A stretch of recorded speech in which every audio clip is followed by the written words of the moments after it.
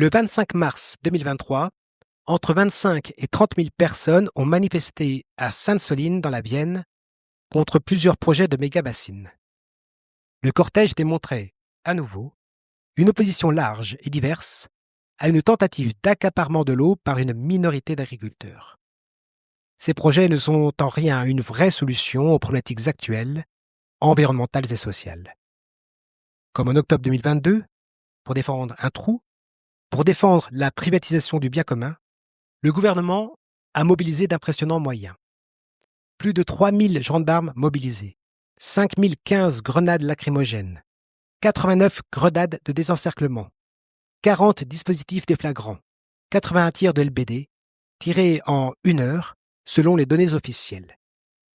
Sur place, des grenades JM2L, considérées comme des armes de guerre, ont été retrouvées. Notons aussi des tirs de LBD depuis des quads qui foncent sur une partie du cortège totalement pacifiste. Une violence inouïe, un bruit assourdissant en continu, un nuage de lacrymo dense et irrespirable.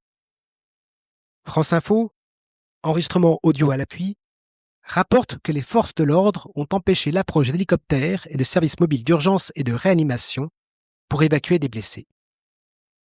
Des vidéos publiées récemment par Mediapart confirment les impressions que nous avons eues ce jour-là. On a ainsi pu entendre des propos tels que « Je ne compte plus les mecs qu'on a éborgnés. T'en crèves 2-3, ça calme les autres.